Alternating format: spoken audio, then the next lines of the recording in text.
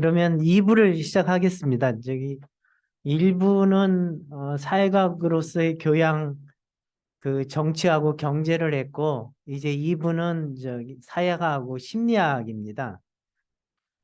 그 사회학하고 심리학을 이렇게 묶은 거를 가지고 교양 교육을 어떻게 해야 되는가라고 생각했을 때, 아까 김경래 교수님이 인간은 폴리스적 동물이다. 그게 가장 보편적인 인간에 관한 정의인데요. 그 폴리스라는 것이 뭐냐면 저는 그렇게 이해를 합니다. 이기적 개체를 거대한 협력 공동체로 만드는 삶의 장소가 폴리스인데, 그러려면 그 폴리스의 구성원이 시민이지 않습니까? 그러니까 시민적 덕성을 기르려는 거, 그게 저는 교양교육의 시작이라고 생각합니다. 그러니까 시민으로서 일반 교육을 하려는 거죠. 이제 교양교육인데 사회학이라는 학문은 공적 영역인 것 같습니다.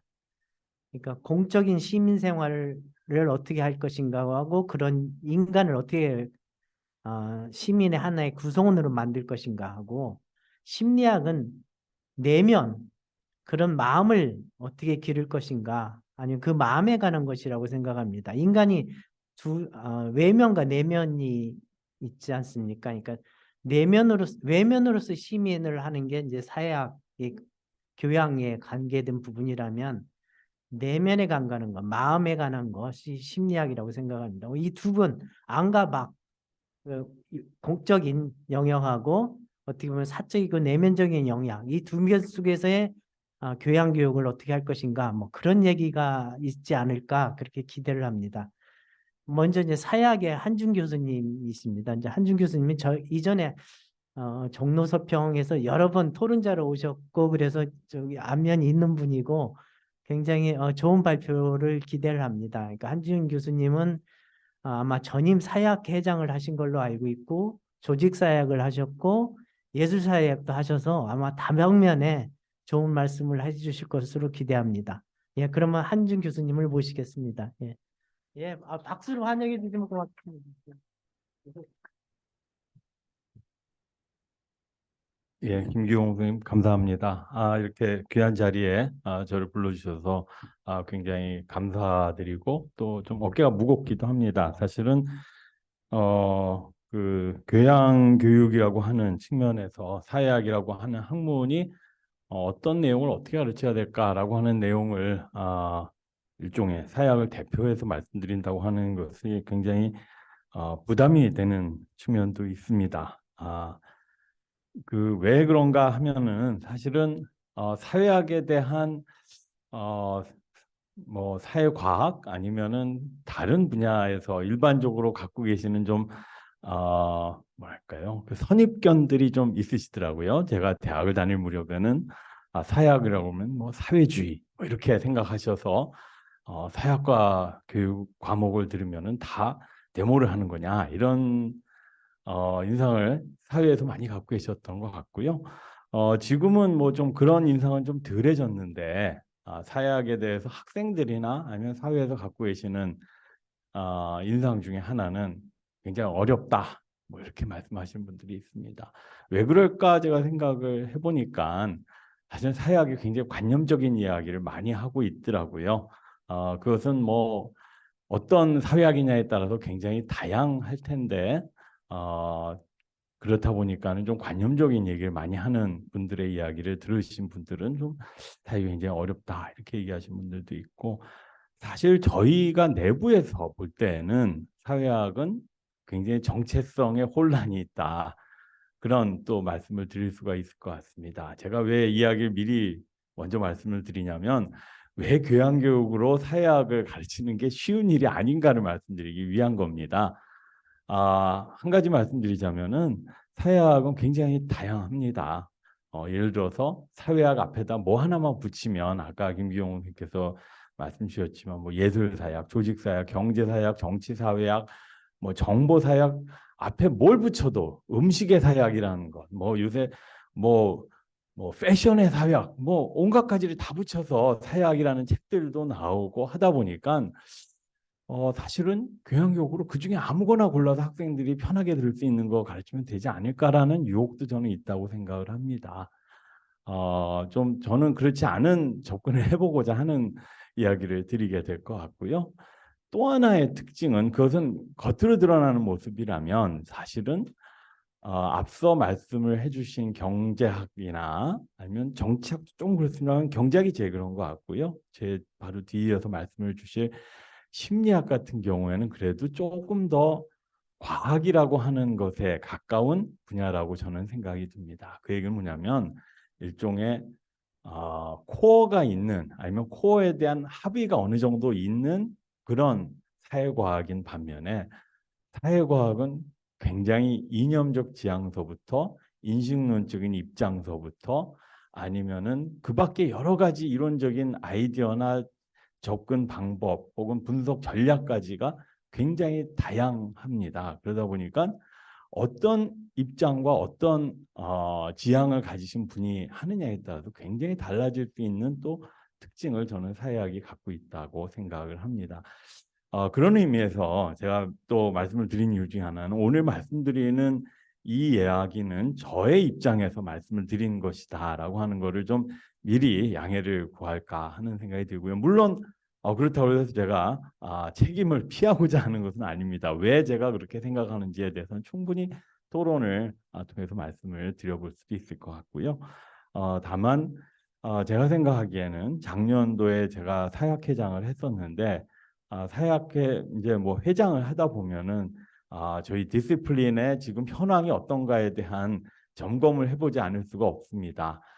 모든 학문들이 그렇겠지만 특히 순수 학문 분야에서 보면 위기다란 말을 다들 입에 달고 사는 것 같습니다.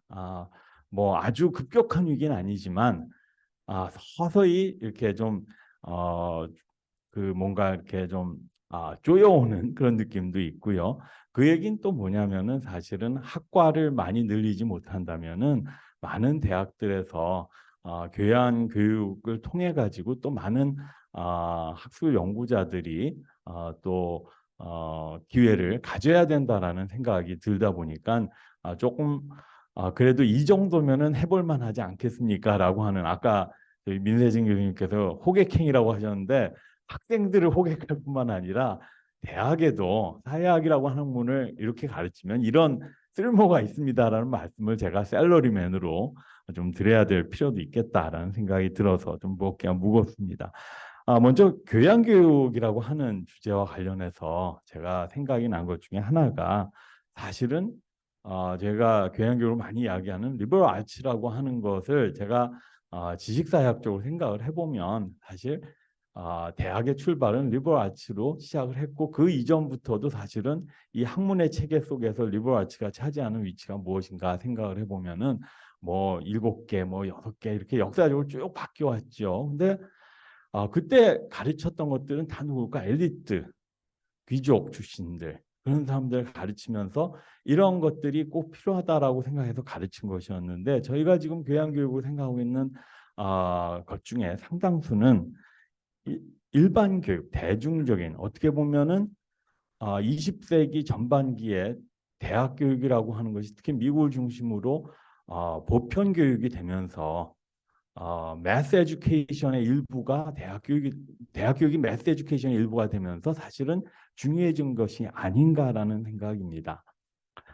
그런 의미에서 보면은 사실 교양 교육이 시대의 변화에 따라서 그 변화에 잘 적응하고 또 그것에 맞춰서 필요한 내용을 가르쳐야 되는데 과연 그러면 사회학은 교양 교육과 어떤 관계가 있을까 생각해 보면은 사회학의 출발은 뭐 정치학은 어떻게 보면 정치 사상까지 포함한다면은 가장 오래된 학문 중에 하나일 것입니다. 뭐 예를 들어서 민주주의 이전에도 정치학은 분명히 있었을 것 같고요. 근데 경제학은 사실은 아까 그 오이커스에서 출발했다고 말씀을 하시지만 사실은 경제학 하시는 분들이 생각하는 것은 아담 스미스 이후라고 저는 생각을 합니다. 근대 시장 경제가 등장하면서 자본주의 경제가 등장하면서 나타났고요. 사회학도 마찬가지인 것 같습니다. 사회에 대해서 사회사를 하시는 분들은 아주 오래전 사회 시족 사회, 부족 사회부터 사회라고 하는 말을 사용하지만 저희가 사회학으로 생각하는 사회는 근대 시민사회 이후이다라고 저는 생각을 합니다.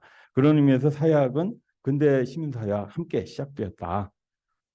그런데 이것이 디시플린으로 체계화되고 그것이 교육에 들어온 것은 교양교육이 대중교육, 제너럴 에듀케이션으로 시작됐던 그 시기와 비슷하다. 그리고 유럽에서 시작된 학문이었는데 사실은 프랑스나 독일에서 이것이 가장 체계화되고 발전한 것이 미국이었다. 저는 그렇게 생각이 듭니다. 그러다 보니까 어떻게 보면은 사실은 사회학의 전성기도 20세기 중반부터 후반까지였다라고 생각이 드는데 왜 그랬을까 생각을 해보면 앞서 말씀드렸던 근대 시민사회라고 하는 것이 결국은 뭔가 그것을 지탱해줄 자생적 질서, 시장 경제가 아담 스미스가 얘기하는 보이지 않는 손의 수요 공급 법칙으로 간다면 사회에도 뭔가 질서를 잡아주는 것이 있지 않겠는가? 그것을 보통 사회학에서는 홉시안 problem of order라고 이야기를 합니다. 자생적 질서가 어떻게 사회에 가능한가? 그 문제에서부터 출발하고 그것이 제도적으로 혹은 여러 가지 그 사회적 관계와 사회적 다이나믹스에 의해서 어떻게 그것이 유지가 되는지에 대한 그런 이야기들을 사회학은 다루고 있는데요. 본격적인 이야기를 말씀드리기 전에 제가 한번 교양교육이라고 하는 것이 지금의 저희가 뭐 아까 챗GPT 얘기 나오고 했는데 어떻게 교양이라고 하는 것의 의미가 바뀌어 왔을까? 아니면 지금에 있어서 교양이라는 것은 뭘까라는 생각을 잠깐 해봤습니다. 뭐 위에 말씀드린 것들은 필요 없는 것 같고 사실 요즘에 사회를 탈근대적이다라고 이야기하는 분들도 있고 뭐 요즘에는 탈근대라는 말보다는 디지털이라는 말을 더 선호하시는 분도 있고 어쨌거나 시대 규정으로서 봤을 때 뭔가가 많이 바뀌었다라고 한다면 이 제가 사회학의 입장에서 봤을 때 교양교육에 요구되는 어떤 조건 아니면 상황은 뭘까 생각을 해보면 가치나 신념, 의식, 지향이 굉장히 다양화되고 있습니다. 글로벌화도 되고 있고요. 개인화도 되고 있고 그러다 보니까 상호 이해와 적응이 굉장히 어렵다. 그러면 교양이라고 하는 것 속에는 이런 상황 속에서 살아갈 수 있는 그런 일종의 내면의 코어를 가진 사람들이 저희가 뭐 리질리언스를 얘기하는데 결국은 그런 문제들을 저희가 교양에서 생각해 봐야 되지 않나라는 생각이 하나 들고요. 그 다음에 사실은 개인의 자유라든지 선택의 자유가 늘어나고 있으면서 또 동시에 제약이 동시에 존재합니다. 그건 뭐냐면은 알고리즘이 저희를 제약하고 있는 것이죠. 그랬을 때 그것을 자기가 성찰적으로 생각해가지고 내가 무엇을 판단하고 무엇을 선택할 것인가에 대한 그런 능력이 필요한 것이 아닌가 한 개인으로서. 그 다음에 아까 말씀드린 리질리언스 관련되는 것인데 사회성과 적응 능력이라고 하는 게 저희가 기업들에 가보면은 야단 한번 치면은 그냥 회사를 그만둬 버린다. 뭐 이런 말씀들 하시는데 사회성이 떨어지는 게 맞습니다. 근데 저희가 살아왔던 사회성과 지금의 사회성은 굉장히 다르다. 그러면 이 사회성을 어떻게 저희가 가질 것인가? 그리고 가장 중요한 것은 아까 회장님께서도 말씀을 하셨는데 이걸 통해서 뭔가 갖춰야 될 게 있다면 저는 조직 사역에서 쓰는 용어 중에 하나인데 지식이 아니라 지식의 흡수 능력, absorptive capacity라는 말을 쓰는데 이 다양한 지식들을 어차피 주어지는 것이라면 책을 읽건 아니면 유튜브를 보건 아니면 뭘 통해서라도 변하는 것들을 계속 흡수해 들여서 자기 것으로 만들 수 있는 능력이 역시 필요하겠다. 이런 것들이 교양교육에서는 좀 필요한 것이 아닐까라고 하는 생각이 들고요. 교양교육의 의미가 좀 시대적인 변화에 따라서 이렇게 좀 추가가 되는 것처럼 사회라고 하는 의미도 저는 많이 바뀌어가고 있다라고 생각을 합니다. 그게 어떻게 보면 또 가뜩이나 그야말로 뭐 형제간에 아니면 집안에 정말 오만 가지 다양성이 존재하고 있는 사회학에서 더 골치 아프게 만드는 것인데요. 제가 말씀드린 대로 근대 시민사회 출발과 함께 사회학이 시작됐다면 그 시기, 그 무렵의 지성사, 19세기 말에 저는 굉장히 중요한 두 가지의 발견이 있다면 하나는 프로이트라고 하는 사람이 이야기했던 의식 혹은 무의식의 발견이라고 하는 것이 아닐까라는 생각이 들고요.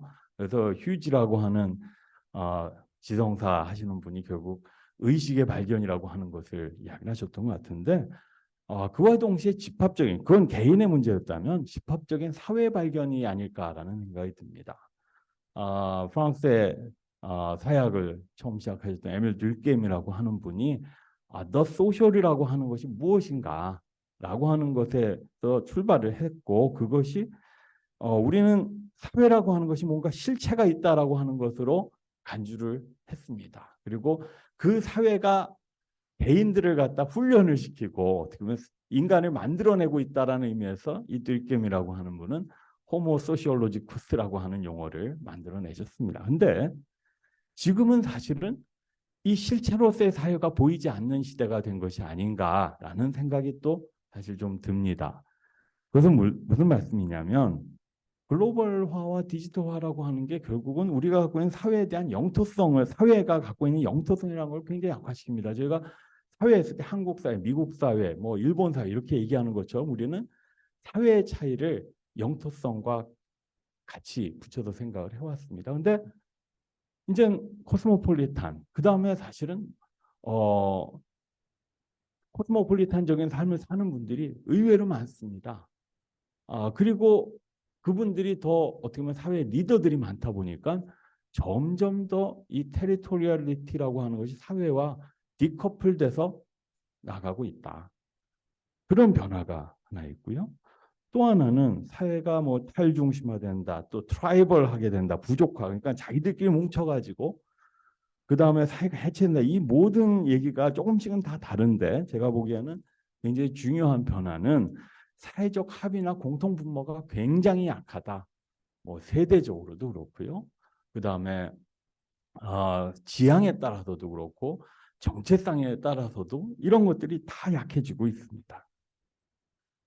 거기에 덧붙여가지고 사회 제도나 조직이 개인의 삶에 대해서 규정하는 그 힘이 약해지고 있습니다. 예전 같으면 내가 어떤 기업에 다녔다, 뭐 삼성맨, 대우맨 이런 식으로 생각을 했는데 요즘은 나는 나다라고 생각을 하고 살죠. 내가 어느 학교를 다녔으면 나는 이 학교의 이름을 딴 나는 뭐 연세인, 고대인 이런 식으로 생각하던 것도 이제는 없습니다, 사실은. 그러면 과연 이런 시기에 사회적이다라고 하는 것은 무엇일까라는 고민을 해볼 수밖에 없고 마지막으로 그것을 대체하는 것으로 우리는 사회적 네트워크라고 하는 것을 많이 생각을 하는데 이 사회적 네트워크가 예전에 디지털 이전에는 안정적이었습니다. 근데 디지털화가 되면 될수록 사회적 관계는 계속 유동화되고 있습니다. 네트워크가. 그러다 보니까는 사실은 나에게 가장 중요하고 영향을 미치는 네트워크가 무엇인가 사실은 파악하기가 쉽지 않습니다. 그러다 보니까 개인의 자아라고 하는 것 자체도 어떻게 보면은 견고하고 고정되어 있기보다는 계속 유동화되는 그런 특징들이 보이고 있습니다. 그러면 이런 시기에 사실은 이것은 챌린지인 동시에 사실은 필요를 얘기하는 것이라고도 저는 생각이 듭니다. 무슨 말씀이냐면 뭘 가르칠까에 대해서 고민을 하게 만드는 것이고요. 또 하나는 그렇기 때문에 사회학에서 여기에 대한 뭔가 답 내지는 준비를 시켜줘야 되는 것이 아닐까라고 하는 생각도 좀 해보게 됩니다.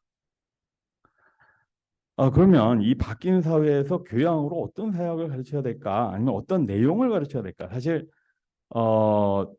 저는 뭐 몇 주차에 걸친 실라버스에 가까운 거를 준비해드리기보다는 일종의 좀 넛쉘이 될 만한 그 내용들을 뭘 해볼 수 있을까? 그래서 제가 사실 아까 말씀드린 것처럼 너무나 다양한 의견이 있고 제가 제 버전의 실라버스를 만들면 그거 말고 딴 거 하시면 안 됩니까? 라고 하실 것 같아서 그렇게 말씀드리기보다는 저는 이런 것들은 그래도 좀 필요하지 않을까라는 생각으로 몇 가지를 말씀드릴 텐데, 사실은 회장님께서 아까 질문하신 걸 저한테 하신다면 저는 사회학의 굉장히 중요한 용어 중에 하나입니다. 사회학적 상상력이라고 하는 것이 지금의 시대에도 와서, 이 말은 1950년대 말에서 60년대 초에 들어와서 굉장히 오랫동안 유행했던, 사회학 안에서는 굉장히 많이 사용되는 말이지만 지금에도 역시 굉장히 중요하다라고 하는, 그래서 사회학적 상상력을 어떻게 훈련시켜 줄 것인가. 이것은 사회학을 전공하는 사람뿐만 아니라 좀 전에 말씀드린 그런 변화를 이렇게 어떻게 보면 헤쳐가야 되는, 내비게이트 해가야 되는 대학을 다니는 많은 젊은 사람들에게 좀 필요하고 있으면 좋은 것이 아닐까 하는 생각이 들고요.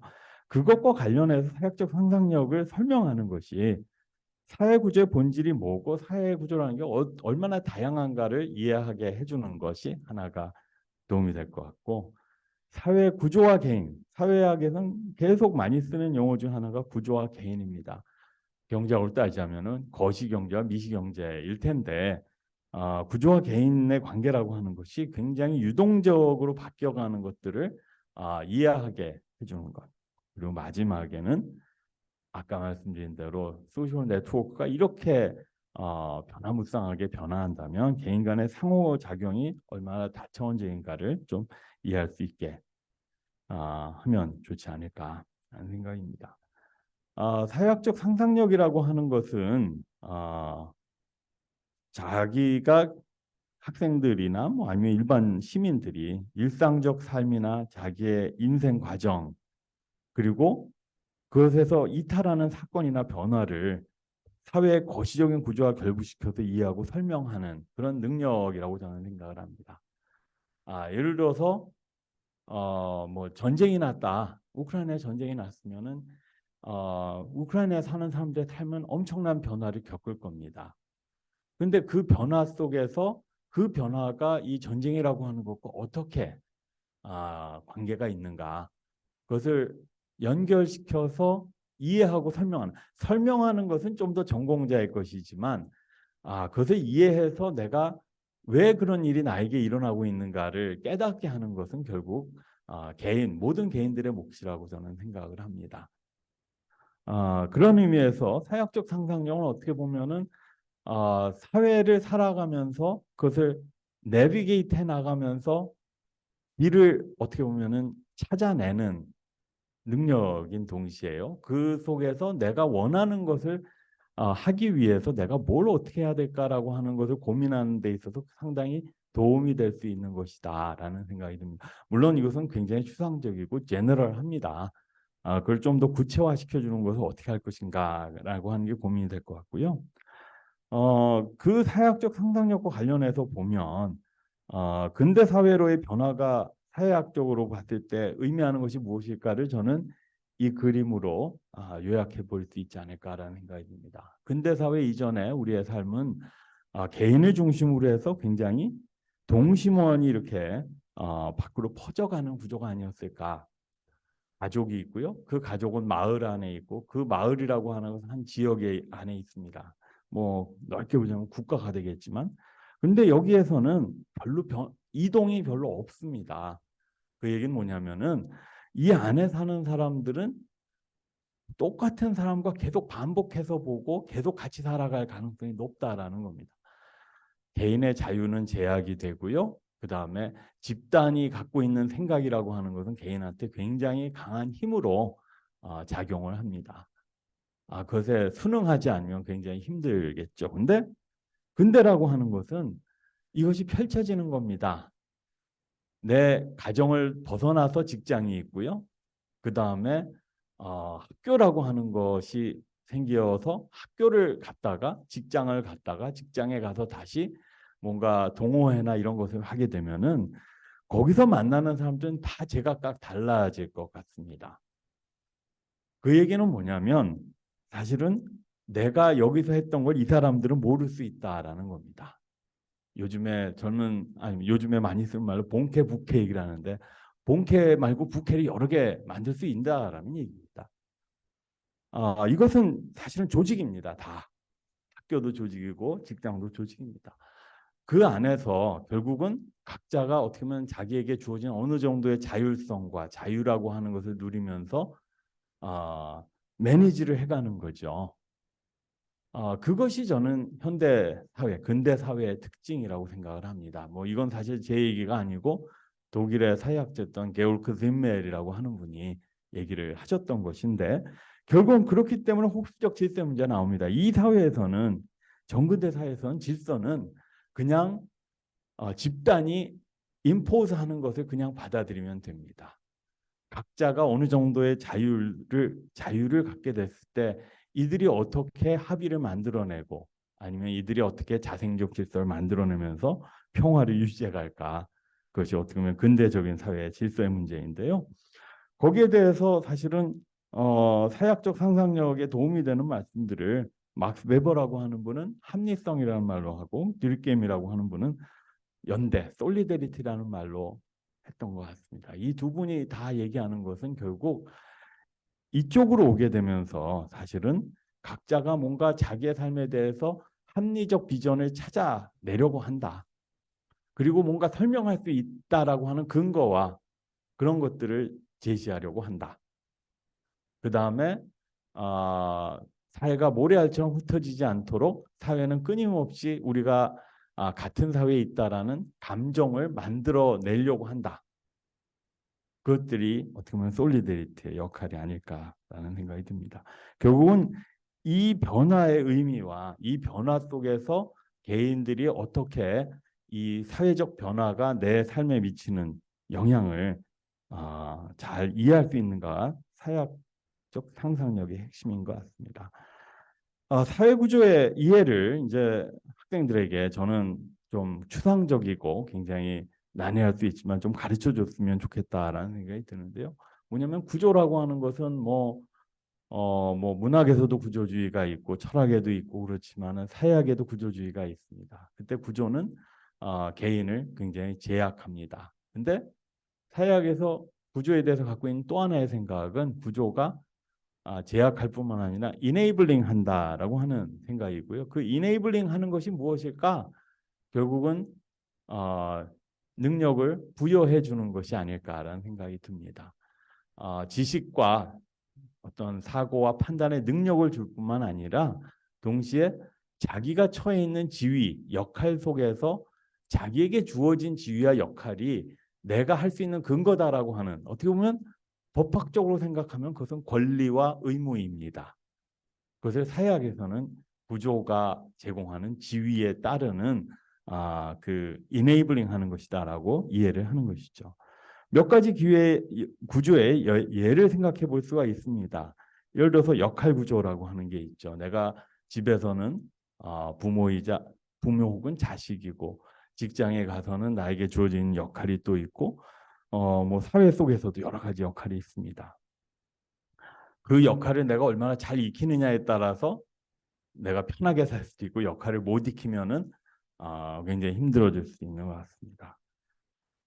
그런데 이 역할이라고 하는 것은 어떻게 보면 서로에 대한 기대의 체계라고 한다면 기회구조라고 하는 것이 또 있습니다. 기회구조라고 하는 것은 나에게 뭔가 내가 그것을 통해서 내가 원하는 것을 실현할 수 있는 그런 것을 의미하는 거죠.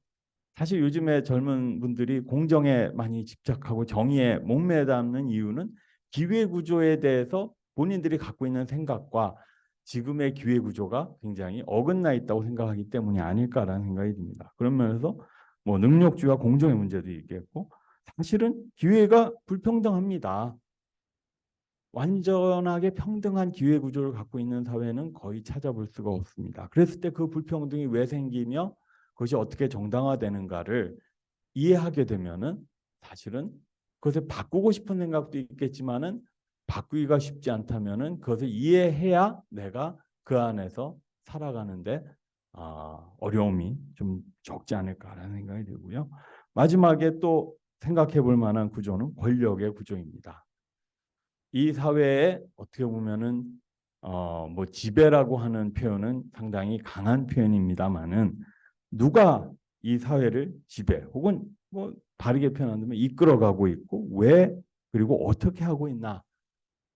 그것들이 과거에는 상당히 눈에 보이는 경우가 많았습니다. 근데 네트워크로 바뀌면서 네트워크 속에서의 권력이라고 하는 것은 또 굉장히 다릅니다. 알고리즘의 권력은 더더욱 달라지는 것 같습니다. 그런 의미에서 권력이 어떻게 바뀌고, 이건 뭐 물론 정치학의 영역입니다만은 단지 정치권 안에서의 권력 구조의 문제만이 아니라 일상생활 속에서의 권력이라고 하는 것.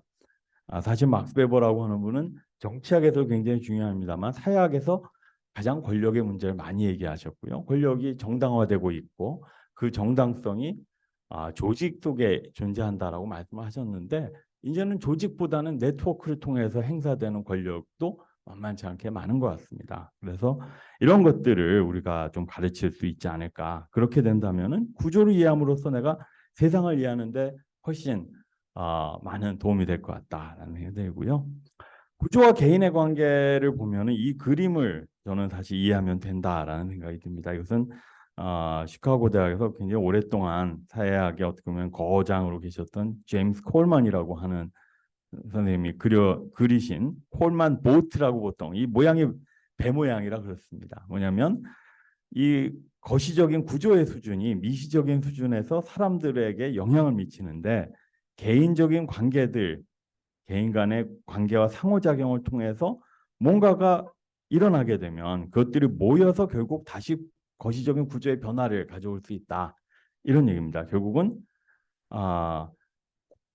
거시적인 구조가 개인을 계속 길들이고 그다음에 제약만 한다면 이 부분이 불가능할 텐데, 여기서 뭔가 이네이블링 하는 것들도 있기 때문에 결국은 사람들이 모여서 작당을 하고 힘을 합치고 뭔가 시도를 했을 때 구조를 변화시킬 수 있는 가능성들이 존재한다. 그걸 잘 보여주는 게 저는 두 가지가 있는데, 하나는 사회운동이고 또 하나는 기업가 정신이라고 생각을 합니다. 사실은 조직 구조만큼 어떻게 보면 거시적인 수준에서 가장 직접적으로 우리에게 작용하는 구조도 별로 많지 않을 것 같습니다. 항상 우리에게 뭔가 규율과 규칙을 통해서 이건 해야 된다, 하면 안 된다, 할 수 있다라고 하는 것을 정해주는 것은 많은 경우에 보면 조직입니다.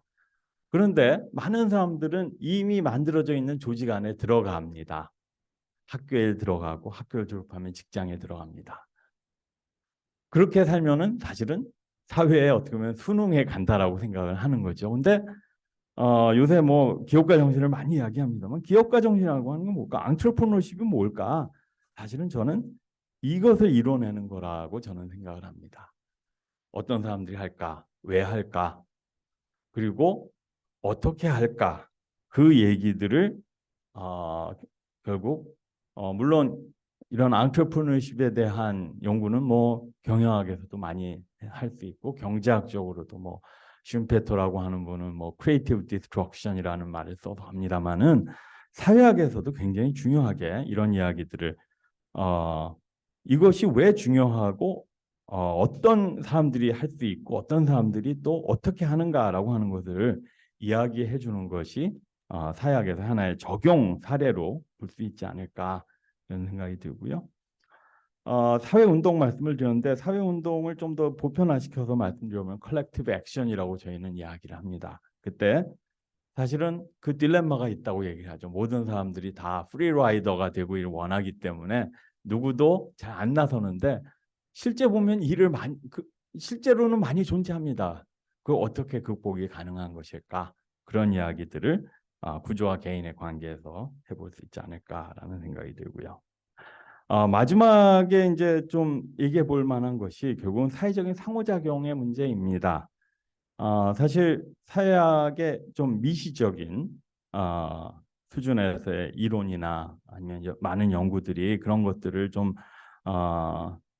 이해할 수 있는 그런 연구 성과들을 많이 제공하고 있는데, 요즘에 뭐 많이 관심을 모으고 있는 주제 중에 하나가 아마 신뢰가 아닐까라는 생각이 듭니다.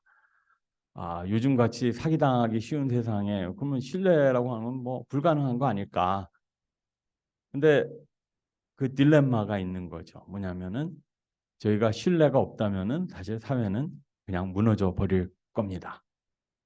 근데 신뢰의 근거는 점점 더 약해지고 있습니다. 왜냐하면 신뢰라고 하는 것은 내가 오랫동안 봐와서 예측 가능하고 그 다음에 이 사람이 날 배신하지 않을 거라는 확신이 어느 정도는 생겨야 될 텐데 아까 말씀드린 대로 네트워크는 계속 바뀌고 제도도 계속 바뀐다면은 과연 신뢰를 우리는 어디서 어떻게 가져야 되는가? 필요는 한데 점점 희소해져 가는 그런 신뢰에 대해서 어떻게 우리가 이해할 수 있을까? 여러 가지의 사회학적인 이론과 설명들이 저는 있다고 생각을 합니다. 뭐 이 얘기를 다 말씀드리면은 제가 시간을 너무 오래 쓸 것 같아서 사실은 마지막 주제를 좀 말씀을 드리고서는 좀 질문이나 토론을 좀 진행을 할까 싶습니다. 아까 근대 사회로의 변화가 양파 모양의 사회로부터 이런 부채꼴 모양의 혹은 뭐 이렇게 보니까 물리학에서 무슨 뭐 원자 모형 같기도 하네요. 근데 이런 모형으로 넘어왔는데 사실 지금 저희가 겪고 있는 변화는 바로 이런 사회에서 이런 사회로 바뀌어가고 있는 것이 아닐까라는 생각이 듭니다. 뭐냐면 이 아까 말씀드린 대로 이 타원형의 것들이 모두가 나를 둘러싼 조직들입니다. 어릴 때 집을 떠나서 학교를 가고요. 거기서 직장을 가고 직장을 다니면서 뭐 정당이나 시민단체에 가입하기도 하고 동호회에 가입하기도 하고 여러 가지 단체들에 가입을 합니다. 그런데 그렇기 때문에 사실은 이 조직들은 어떤 의미에서는 이 개인을 놓고 경쟁도 합니다. 요즘에 워라밸이라고 하는 게 뭘까요? 가족이라고 하는 것과 직장이라고 하는 것 사이에서 개인이 밸런스를 맞춰야 되는데 어느 하나가 사실 너무 도미넌트해지면 이 나머지들이 다 죽어버릴 수 있다라는 얘기입니다. 그런데 지금의 사회에는 이 조직들이 제가 실선으로 표시한 이유는 이것이 상당히 견고하고 듀러블하다, 오래 지속 가능하다라고 하는데 점점 더 조직들이 일회용이라고 하는 표현, disposable organization이라는 말을 쓰기도 하는데 프로젝트 조직들이 많이 생겨납니다. 그러니까 그것은 실선이 아니라 저는 그런 의미에서 점선으로 표시를 할 수가 있는데 이 점선이 어디 위에 생기느냐? 개인 간의 네트워크 위에 올라탄다라는 얘기입니다. 그리고 이 네트워크 위에 올라탄 조직들이 계속 생겼다 없어지고 사실은 개인 간의 네트워크도 어떤 경우에는 액티베이트 되지만 이 점선처럼 디액티베이트 되는 경우들도 있습니다.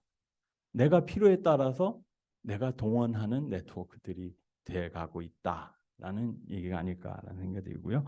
그런 삶을 저희가 그냥 비유적으로 혹은 뭐 비유적으로 얘기를 해서 유목적 삶이다라고 얘기를 하는 것 같습니다. 사람들이 여기서 계속 이동해 다니니까는요. 그리고 그래서 어떤 분들은 고체적인 사회로부터 액체적인 유동의 사회로 바뀌어가고 있다. 리퀴디티라고 하는 말을 쓰기도 합니다. 자, 그러다 보니까 김기용 선생님께서는 사회학이 이제 공적 영역을 많이 다룬다고 말씀을 하셨는데 사실 공적 영역과 사적 영역의 구분이 참 애매해지고 있습니다. 왜냐하면은 여기에서는 이게 구분이 잘 됐거든요. 근데 이제는 그렇지를 않은 것 같습니다. 그리고 이 사적 영역이 그러다 보니까는 사실은 프라이버시의 이슈가 많이 문제가 되는 것도 바로 그런 이유인 것 같고요. 또 그 다음에 이런 변화들과 연관이 있지만 또 독립된 것으로서 다양성이 많아지다 보니까 결국은 정체성이라고 하는 것이 굉장히 중요해지고 있는 것 같습니다. 이 정체성이라고 하는 것이 때로는 개인의 정체성보다는 사실 집단적 정체성이 중요합니다만은 이 정체성이 과거에는 사회 구조를 이루고 있던 구조가 어떻게 보면 불평등하게 구분이 되면서 나왔던 계급이라든지 이런 식의 근대적인 어떤 그 분열 이런 것들을 어떻게 보면은 다 흩어버리고 그야말로 개성이 만발하는 그런 사회로 만들어 가고 있다 보니 예전에는 갈등이라고 하는 것, 그것을 어떻게 수습할까? 그걸 우리는 통합이라는 말로 표현을 하는데, 사회 통합이라고 하는 것이 집단 간의 협의와 어떻게 보면은 합의를 통해서 시도를 한다면, 지금은 그것이 점점 어려워지는 사회. 그러다 보니까 아예 그거를 그냥 공존을 위해서 관용이라고 하는 말로 그냥 적당히 떠오고 넘어가는 면도 있다. 그것이 적극적 가치가 될 수도 있지만은, 저희가 흔히 쓰는 용어 속에서의 관용이라는 말 속에는 사실은 그냥 넘어갑시다라고 하는 의미도 있지 않나. 그것을 어떻게 우리가 봐야 될까? 사실은 저희가 끊임없이 부딪히는 문제들이 아닌가라는 생각이 듭니다. 아까 말씀드린 것처럼 개인의 힘과 개인의 자유와 혹은 개인이 모빌라이즈 할 수 있는 그런 것들이 점점 커지고 있습니다. 그것을 우리가 많이 얘기하는 것은 네트워크를 통한 사회운동의 가능성입니다. 예전엔 사회운동을 하면 조직을 만들어야 됐습니다. 근데 지금은 그렇게 안 해도 동원이 가능합니다. 그만큼 어떻게 보면은